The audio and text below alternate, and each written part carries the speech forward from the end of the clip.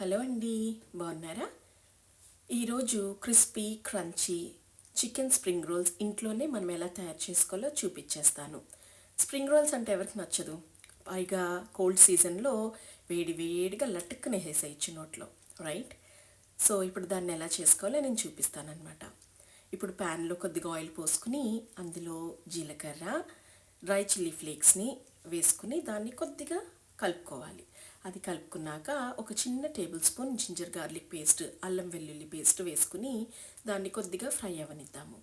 అలా ఫ్రై అయినిచ్చిన అల్లం వెల్లుల్లి పేస్ట్లో నేను ముందుగా పక్కన చేసి పెట్టుకున్న ఉల్లిపాయ, కరివేపాకు, మింట్ కలిపి నేను చాపర్లో సన్నగా అయ్యేటట్టు దాన్ని చాప్ చేసుకున్నాను అనమాట.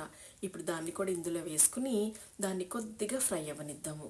అది కొద్దిగా ట్రాన్స్లూసెంట్ అయ్యాక అందులో కొద్దిగా ఉప్పు, అలాగే ధనియాల పొడి వేసుకుని దాన్ని ఇంకొంచెం పసుపు కూడా దానికి యాడ్ చేసుకుని మిక్స్ మిక్స్ మిక్స్ అలా మిక్స్ చేసుకుని అది ఇంకొంచెం ఫ్రై అయ్యేలోగా నేను చికెన్ టెండర్స్ తీసుకొచ్చి దాన్ని కీమా లాగా చాపర్లో వేసుకున్నాను అనమాట.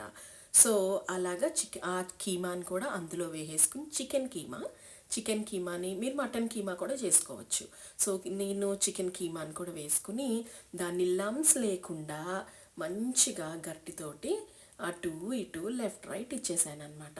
అందులో లమ్స్ ఉంటే తినేటప్పుడు మళ్ళీ మనకు అది డెఫినెట్గా తగులుతుంది. సో దాన్ని లమ్స్ లేకుండా దాన్ని చక్కగా ఫ్రై అవ్వనిద్దాం. ఫ్రై అయిన దాంట్లో ఇప్పుడు కొద్దిగా ఆమ్చూర్ పౌడరు టేస్ట్ కోసము, అలాగే గరం మసాలా కూడా వేసుకుని దాన్ని చల్లారనిచ్చుకుందాం.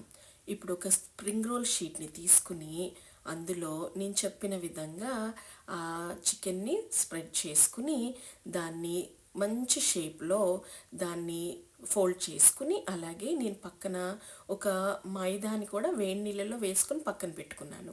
సో ఆ గమ్ పేస్ట్ని దానికి గ్రీస్ చేసి దాన్ని రోల్ చేసుకుందాం, ఆ స్టఫ్ బయటకు రాకుండా.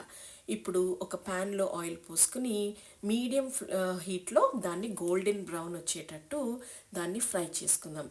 That's it, spring rolls are ready. Taste and let me know. Thank you.